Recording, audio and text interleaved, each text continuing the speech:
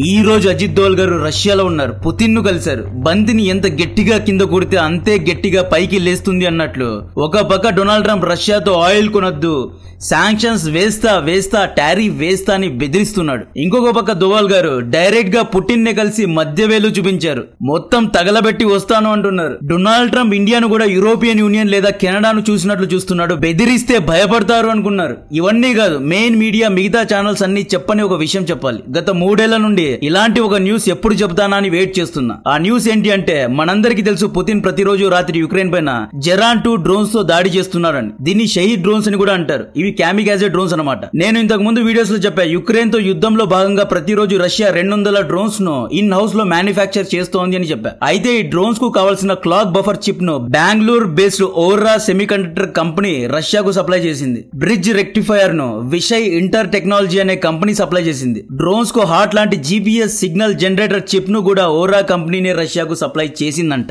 ఈ చిప్స్ ను Russia assemble చేసి యుక్రెయిన్ పైన దాడి చేసింది. ఈ డ్రోన్స్ యొక్క వ్రెకేజెస్ తో ఈ విషయాలన్నిటినీ యుక్రెయినే స్వయాన అమెరికాకు చెప్పింది.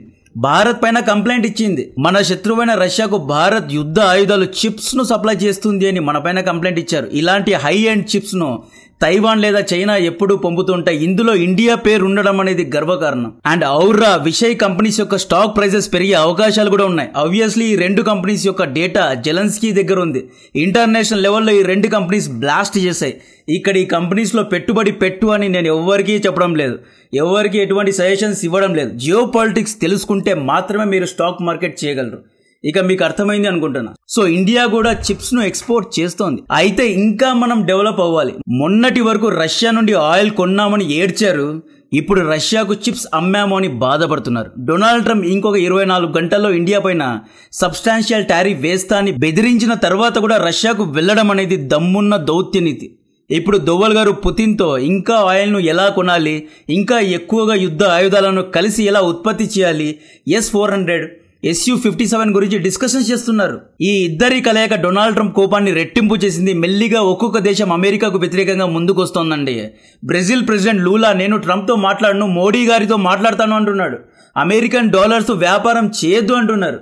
బ్రిక్స్ కరెన్సీను తీసుకురావాలని డిమాండ్ చేస్తున్నాడు. బ్రిక్స్ కరెన్సీ రానుందా? దీనికి చైనా సహకరిస్తుందా? రానున్న రోజుల్లో గోల్డ్ అనేది ఎలా గేమ్ చేంజర్ గా మారనుంది అనే విషయాలు చెప్పే ముందు మీ నుండి కేవలం 1 మినిట్ తీసుకుంటున్నా.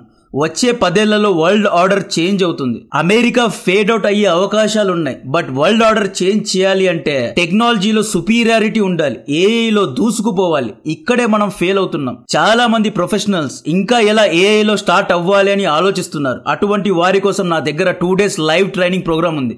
ఈ Saturday Sunday 10 AM to 7 PM ఇది ఉంటుంది. నార్మల్లీ దీని యొక్క కాస్ట్ 10,000. మనోళ్ళకి ఇది ఫ్రీ. దీన్ని అవుట్ స్కిల్ తీసుకొచ్చింది. ఇది పెద్ద వాళ్ళు బ్యాక్ చేసిన ఏఐ ఫోకస్డ్ ఎడ్యుకేషనల్ ప్లాట్ఫామ్ అన్నమాట.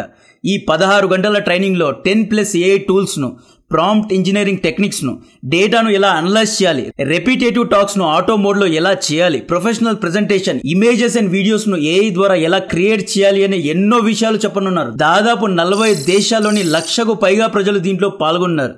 మీరు tech, non tech, business, policy, content creation ఇలా ఏ ఫీల్డ్ లో ఉన్న ఈ ప్రోగ్రామ్ నేర్చుకోవచ్చు. తక్కువ సీట్సే ఉన్నాయి కాబట్టి కింద డిస్క్రిప్షన్ లో కమెంట్ బాక్స్ లో ఇస్తున్న లింక్ ను క్లిక్ చేయండి. వాట్సాప్ గ్రూప్ లో జాయిన్ అవ్వండి.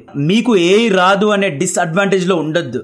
డెఫినెట్ గా సీరియస్ గా ఏఐ లో వెళ్ళాలి అనుకునే వారికి ఇది చాలా మంచి ఆపర్చునిటీ. బ్రిక్స్ దేశాలు సంఘటితమయ్యే టైం వచ్చింది. దీనికంటే మంచి ఛాన్స్ రాదు. టారిఫ్ వేయడం తప్పు కాదండి, చాలా బాధ్యతతో చెబుతున్నా టారిఫ్ వేయడం తప్పే కాదు. అయితే టారిఫ్ ను వెపనైజ్ చేయడం అంటే ఆయుధీకరణ చేయడం అనేది తప్పు. ట్రంప్ టారిఫ్ ను ఆర్థిక నీతి కోసం కాదు, ఆయుధీకరణ చేయడానికి, ఇతరులను బ్లాక్ మెయిల్ చేయడానికి వాడుతున్నాడు. ఇది తప్పు అంటున్నాం. తన ఈగో, పర్సనల్ ఈగో కోసం వాడుతున్నాడు. ఇది అమెరికా ప్రజల దేశ హితానికి కూడా మంచిది కాదు. It's not in American interest. Trump intention అమెరికాలో మ్యానుఫ్యాక్చరింగ్ ను డెవలప్ చేసి అమెరికాలో జాబ్స్ ను తీసుకురావడం కాదు. జస్ట్ టారిఫ్ అని బెదిరింపులు చేసి తమ యొక్క ట్రేడ్ డెఫిసిట్ ను అంటే వ్యాపార లోటును తగ్గించడానికి చూస్తున్నాడు అంతే. ప్రస్తుతం అమెరికా $900 బిలియన్ ట్రేడ్ డెఫిసిట్ లో ఉంది. అదే చైనా $900 బిలియన్ ట్రేడ్ సర్ప్లస్ లో ఉంది. ఈ చిన్న గ్యాప్ లోనే చైనా దూసుకుపోతోంది. అమెరికా ఎక్స్పోర్ట్ చేసే వస్తువుల కంటే ఇంపోర్ట్ చేసుకునే వస్తువులే చాలా ఎక్కువ. చైనా ఈ $900 బిలియన్ ట్రేడ్ సర్ప్లస్ ను ఇంకొక 5 ఏళ్లు మెయింటైన్ చేసిన సూపర్ పవర్ అయ్యే ఛాన్సెస్ చాలా ఎక్కువగా ఉన్నాయి.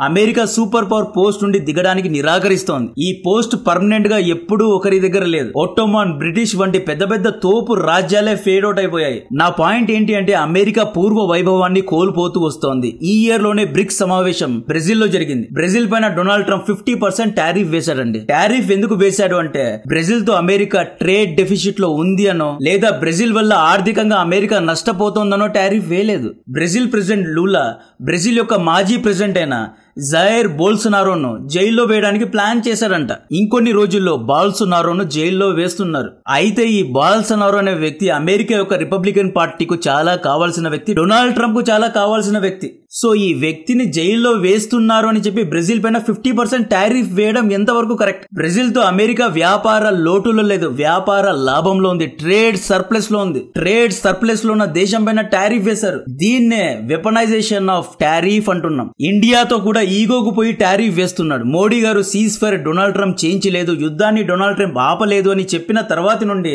ఇండియాను టార్గెట్ చేయడం మొదలు పెట్టారు. వీళ్ళు మనం రష్యా నుండి ఆయిల్ కొంటున్నామనే బాధతో టారిఫ్ వేయడం లేదు. చైనా రష్యాతో ఒకటే కాదు, ఇరాన్ తో కూడా 90% ఆయిల్ ను కొంటోంది. అయితే వీళ్ళు చైనాను ఏమీ చేయలేకపోతున్నారు. ఎందుకంటే అమెరికా వ్యాపారస్తులకు కావాల్సిన మెటీరియల్స్ అన్ని చైనాలో మ్యానుఫ్యాక్చర్ అవుతాయి కాబట్టి. అక్కడికి డొనాల్డ్ ట్రంప్ ట్రై చేశాడు. చైనా పైన 200% టారిఫ్ వేయడానికి ప్రయత్నించాడు. అయితే అమెరికాలో ఉన్న వ్యాపారస్తులు ఇతన్ని వ్యతిరేకించారు. సో ఆ వ్యాపారస్తులకు భయపడి తగ్గిపోయి చైనా పైన 30% టారిఫ్ వేసి కూర్చున్నాడు. అంటే తగ్గిపోయాడు, చికెన్స్ అవుట్ అయ్యాడు, అంటే బ్యాక్ అవుట్ అయ్యాడు, యూ టర్న్ తీసుకున్నాడు. నెక్స్ట్ ఇండియాతో కూడా డొనాల్డ్ ట్రంప్ యూ టర్న్ తీసుకొని ఉన్నాడు. చాలా మంది భారతీయులు ఇండియా రష్యా నుండి ఆయిల్ కొన్నందుకు ఇదంతా చేస్తుంది అంటున్నారు. కానీ రైతుల కోసం ఈ ట్రేడ్ వార్ జరుగుతోంది. డొనాల్డ్ ట్రంప్ ఇండియాలో ఉన్న డైరీ బిజినెస్ ను కాజేయాలి అని ప్లాన్ చేస్తున్నాడు. ఇండియాలో ఉన్న 70 కోట్ల మంది వ్యవసాయం డైరీ ద్వారా అన్నం తింటున్నారు. 70 కోట్ల మంది పొట్ట కొట్టాలి అని చూస్తున్నారు. అగ్రికల్చర్ అండ్ డైరీ ప్రొడక్ట్స్ లో టారిఫ్ ను జీరో చేయమని అమెరికా డిమాండ్ చేస్తోంది. ఇండియాలో ఉన్న 200 billion agriculture and dairy market ను అమెరికా తినేయాలి అంటోంది. ఆల్రెడీ సోషల్ మీడియాలో అమెరికా హవానే ఉంది, రీటైల్ బిజినెస్ లో అమెరికా హవానే ఉంది, సాఫ్ట్వేర్ లో అమెరికా హవానే ఉంది. ఈవెన్ అగ్రికల్చర్ లో డైరీలో కూడా అమెరికా భారత్ యొక్క మార్కెట్ ను కాజేయాలి అనుకోవడం ఎంతవరకు కరెక్ట్? చిన్నప్పటి నుండి మనకు జై జవాన్ జై కిసాన్ అన్నారు. సైన్యం కోసం, రైతుల కోసం భారత్ ఎంత దూరానికైనా వెళ్తుంది. అది డొనాల్డ్ ట్రంప్ అయినా అమెరికా అయినా. రైతుల పొట్ట కొట్టాలి అని ఎవడైనా చూస్తే ఎవరు ఊరికే కూర్చోడు. అందుకే ఈ రోజు కావాలనే రెచ్చగొట్టడానికి అజిత్ దోవల్ గారు నవ్వుకుంటూ పుతిన్ ను కలిశారు. ఈ రోజు డొనాల్డ్ ట్రంప్ ఏమన్నాడు?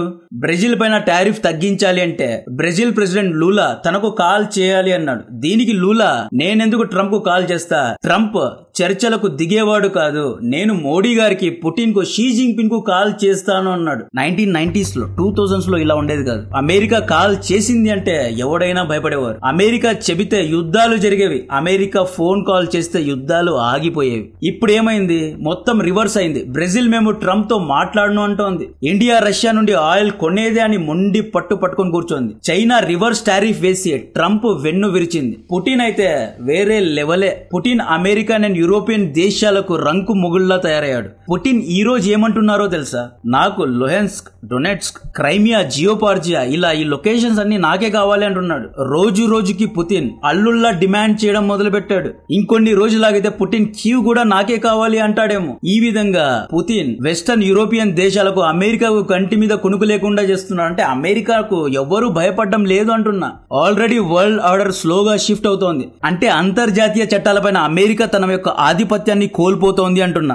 అమెరికన్ ప్రెసిడెంట్ ను సైతం చాలా మంది నాయకులు లెక్క చేయడం లేదు. రష్యా, ఇండియా దేశాలు రూబల్ తో వ్యాపారం చేస్తున్నాయి. చైనా, యుఏఈ, సౌదీ దేశాలు యాన్ తో వ్యాపారం చేస్తున్నాయి. యుఏఈ కూడా రియాల్స్ తో వ్యాపారం చేస్తుంది. Russia and south Africa gold backed tokens తో వ్యాపారం చేస్తున్నాయి. దీని ద్వారా కొన్ని దేశాలు ఆల్టర్నేటివ్ కరెన్సీస్ ను తీసుకొచ్చారు అంటున్నా. బ్రిక్స్ ద్వారా కొత్త బ్రిక్స్ కరెన్సీను ప్రపంచానికి పరిచయం చేసే టైం వచ్చిందా అంటే డెఫినెట్ గా వచ్చింది అంట. అయితే ఇది అంత ఈజీనా అంటే అంత ఈజీ కాదు. బికాజ్ అమెరికా అనేది చాలా పెద్ద మార్కెట్. అమెరికా అనేది కన్స్యూమర్ డ్రివెన్ మార్కెట్ అండి. చైనా, అమెరికా మధ్య $900 బిలియన్ వ్యాపారం జరిగితే అమెరికా వల్ల చైనా $300 బిలియన్ సంపాదిస్తోంది. ప్రతి ఇయర్ $300 బిలియన్, 24 లక్షల కోట్లు సంపాదిస్తోంది. భారత్ కూడా దాదాపు 70,000 కోట్లు అమెరికా ద్వారా సంపాదిస్తోంది. బ్రిక్స్ కరెన్సీ తీసుకురావాలి అంటే చైనా ఈ వ్యాపారాన్ని మానుకోవాలి. చైనా గట్టిగా నిలబడాలి. ఎందుకంటే బ్రిక్స్ లో ఎక్కువ జీడిపి ఉన్న దేశం చైనానే. బ్రిక్స్ కోసం చైనా $300 బిలియన్ ను వదులుకోవడానికి సిద్ధంగా ఉండాలి.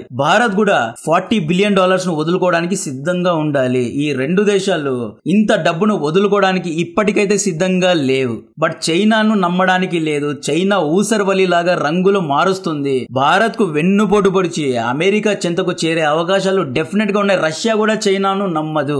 చైనా కారణంగానే మనం ఇంకా డాలర్స్ లో ఉన్నామండి, ఇంకా అమెరికా కింద ఉన్నాం. చైనా ప్లేస్ లో జపాన్ ఉండి ఉంటే చెప్తున్నాను, ఎప్పుడో వరల్డ్ సూపర్ పవర్ గా జపాన్ మారి ఉండేది. ఈ చైనీస్ అనేవారు నిజంగా వీళ్ళను నమ్మలేం. బ్రిక్స్ కరెన్సీ రావాలి అంటే ఇండియా చైనా మధ్య ట్రస్ట్ పెరగాలి. బ్రిక్స్ దేశాలు సెంట్రల్ బ్యాంకింగ్ సిస్టమ్ ను తయారు చేసుకోవాలి. రీసెంట్ గా జరిగిన బ్రిక్స్ సమావేశంలో పుతిన్ లేదా షీ జిన్పింగ్ అటెండే కాలేదు. సో సీరియస్నెస్ లేదు అంటున్నా. యూనిటీ ఉండాలి, యూనిటీ మనకు లేదు. బ్రిక్స్ కరెన్సీ వస్తే 500% టారిఫ్ వేస్తాను అని ఓపెన్ గానే డొనాల్డ్ ట్రంప్ బెదిరించాడు. కానీ ఎవరైనా దీనికి కౌంటర్ ఇచ్చారా? ఇండియా గానీ, చైనా గానీ, పుతిన్ గానీ ఎవరైనా ముందుకొచ్చి అలా ఎలా నువ్వు బెదిరిస్తావు, మీరు G7 గ్రూప్ ను ఫామ్ చేసినప్పుడు మేమెందుకు ఫామ్ చేయకూడదు అని ఎవరైనా గట్టిగా నిలబడి మాట్లాడారా?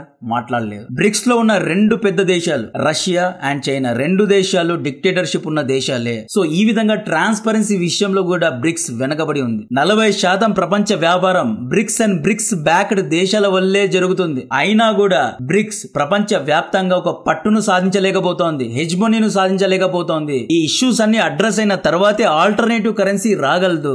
ముఖ్యంగా మిలిటరీ పరంగా ఇంకా చాలా దేశాలు అమెరికాతో తలబడలేవు. ప్రపంచ వ్యాప్తంగా అమెరికా దగ్గర 800 మిలిటరీ బేసెస్ ఉన్నాయి. గల్ఫ్ ముస్లిం దేశాలకు అమెరికా సెక్యూరిటీ ఇస్తుంది. Japan, Philippines, even south east దేశాల్లో కూడా అమెరికన్ మిలిటరీ అసిస్టెన్స్ ను ఇస్తుంది, యుద్ధ ఆయుధాలను అమ్ముతుంది. పాకిస్తాన్ వంటి దేశాలకు అమెరికా ఫ్రీగా యుద్ధ ఆయుధాలు అమ్ముతోంది. సో ఈ విధంగా మిలిటరీ పరంగా కూడా అమెరికా చాలా గట్టిగా ఉంది. సో ఇవన్నీ ఎదుర్కొన్న తర్వాతే బ్రిక్స్ కరెన్సీ వచ్చే అవకాశాలు చాలా గట్టిగా ఉన్నాయి. అయితే అన్ని నెగిటివ్స్ చెబుతున్నావు, ఏది పాజిటివ్ లేదా అంటే ఉంది. మనల్ని కాపాడేది గోల్డ్. బంగారం వల్ల డాలర్ హెజ్మనీకు చెక్ పెట్టొచ్చు. గోల్డ్ ను ఆల్రెడీ చైనా, రష్యా, ఇండియా వంటి దేశాలు ఎక్కువ మోతాదులో కొంటున్నాయి. గోల్డ్ వల్ల డాలర్ వీక్ అవ్వచ్చు అని ఎక్స్పర్ట్స్ చెబుతున్నారు. అమెరికన్ శాంక్షన్స్ ఉన్న దేశాలు గోల్డ్ తో వ్యాపారం చేసుకోవచ్చు. సింపుల్ గా చెప్పాలి అంటే ఇండియా ఇరాన్ నుండి 100 బ్యారెల్ ఆయిల్ కొనాలి అనుకోండి, ఇరాన్ పైన శాంక్షన్స్ ఉన్నాయి. ఇంటర్నేషనల్ స్విఫ్ట్ బ్యాంక్స్ ద్వారా ఇరాన్ కు మనం పేమెంట్ చేయలేం. అటువంటి సమయంలో గోల్డ్ ను కార్గోస్ లేదా డిప్లొమాటిక్ సూట్ కేసెస్ ద్వారా పంపి ఇరాన్ తో వస్తువులను ఈజీగా కొనుక్కోవచ్చు. గోల్డ్ అనేది ఎప్పటికీ తరగదు, తగ్గదు. గోల్డ్ వాల్యూ పెరుగుతుందే తప్ప ఎప్పటికీ తగ్గదు. గోల్డ్ ఈజ్ ఎవర్ గ్రీన్ అంటారు. బ్రిక్స్ గనుక గోల్డ్ ను ప్రమోట్ చేసిందా, డెఫినెట్ గా బ్రిక్స్ ఎక్కడికో వెళ్లి కూర్చుంటుంది. దీని గురించి మీరు కూడా ఆలోచించండి. సో కంటెంట్ నచ్చేది వీడియోని లైక్ చేయండి, ఛానల్ సబ్స్క్రైబ్ చేసి అందరికీ షేర్ చేయండి. జై హింద్.